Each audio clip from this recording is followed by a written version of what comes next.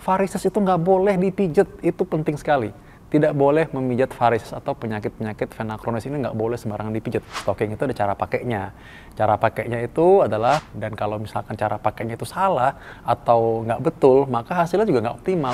Jadi, dari mulai bagaimana mengenali luka karena luka vena, luka varises, luka karena arteri, lalu bagaimana caranya merawatnya lukanya tersebut, bagaimana membersihkan, bagaimana cara merawat dengan elastik perban, bagaimana cara menggunakan stocking, itu semua kita harus latih. Sobat EV Channel, kembali bersama saya Dr. Vito Damai, spesialis jantung dan pembuluh darah. Banyak yang tanya nih, kalau misalkan sudah menjalani ablasi vena tanpa pembedahan, kira-kira bisa kambuh lagi nggak ya? Lalu apa yang harus dilakukan supaya bisa menangani orang-orang yang varises tanpa pembedahan? Kali ini saya akan jawab.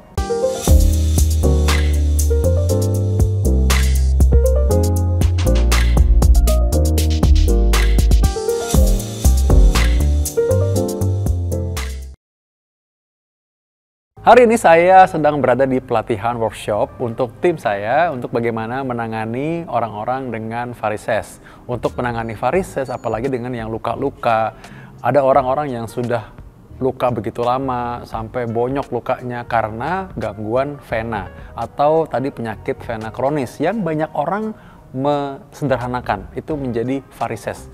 Padahal sebenarnya varises itu banyak sekali stage-nya. Artinya tidak semuanya muncul urat-urat yang berwarna kebiruan.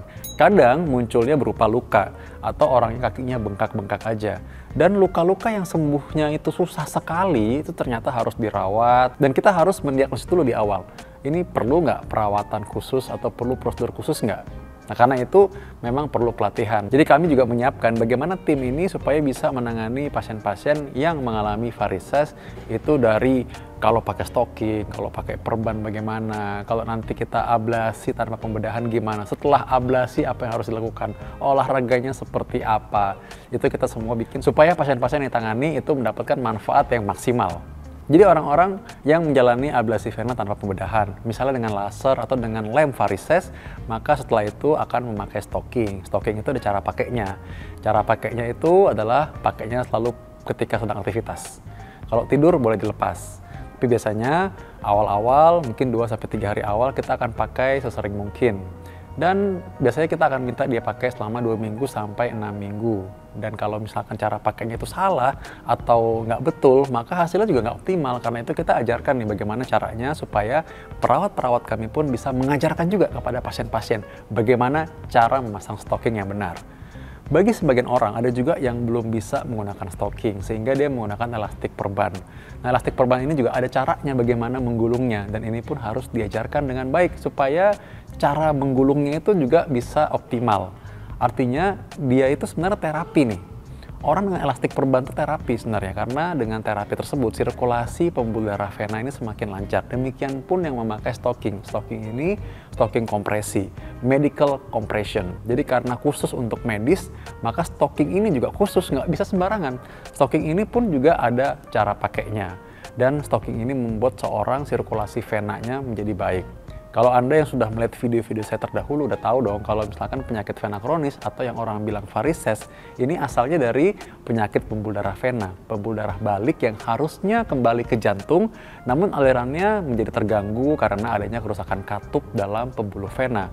Kerusakan katup dalam pembuluh darah vena ini menyebabkan akhirnya aliran darah tidak baik dan menyebabkan darah kotor itu tersimpan di kaki. Makanya kakinya jadi berat rasanya, kram-kram, suka pegel. Nah ini orang kadang-kadang nggak tahu dan dia anggap enteng. Dia pikir, udahlah, pijet aja. Padahal nggak boleh dipijet.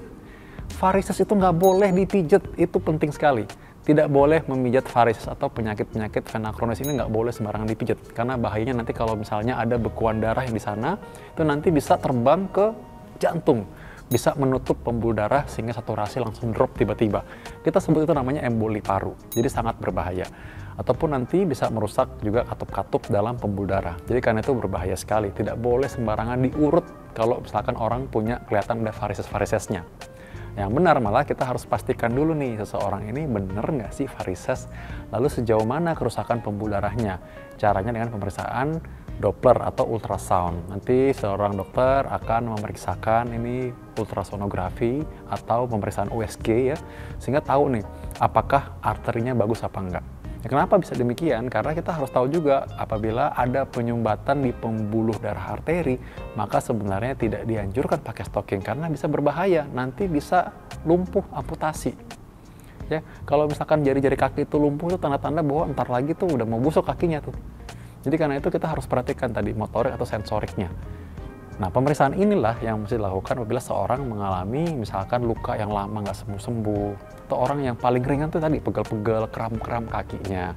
Karena itu kita juga mengajarkan kepada perawat-perawat kita bagaimana caranya perawat dan juga dokter-dokter umum yang bekerja supaya bisa mendeteksi dengan baik. Jadi kalau misalnya ada pasien datang, nanti mereka juga bisa, oh nih harusnya ini kita USG dulu, oh nih lukanya jangan dianggap enteng nih, takutnya nanti luka ini tidak sembuh-sembuh, malah akhirnya jadi sumber infeksi yang lain.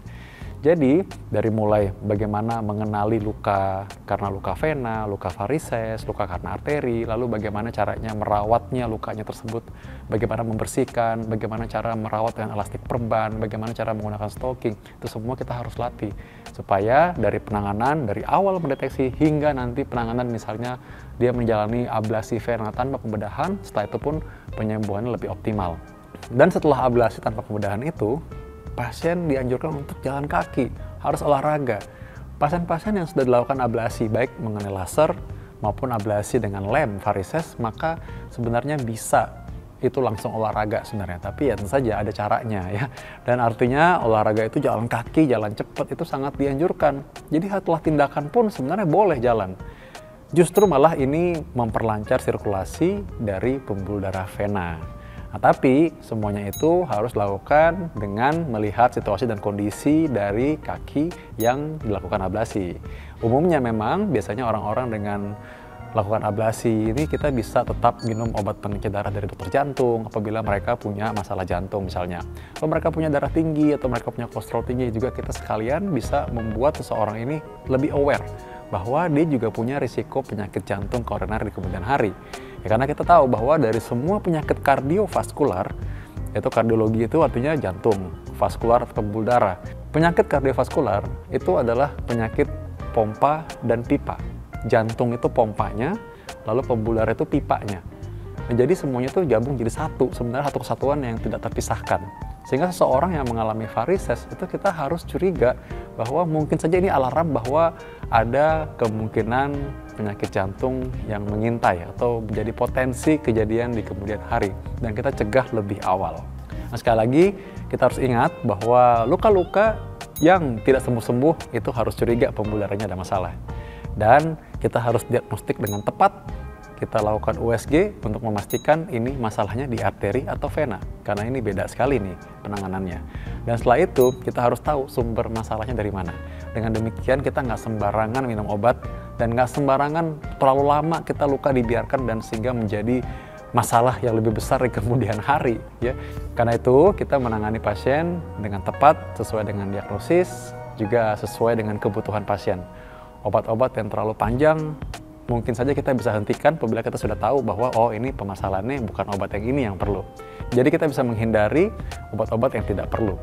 Kalau Anda punya pertanyaan, Anda boleh tulis di komen dan saya akan jawab di video-video selanjutnya. Anda juga boleh kasih usul kira-kira saya mau bahas apa lagi ya berikutnya di episode DRV Channel. Salam.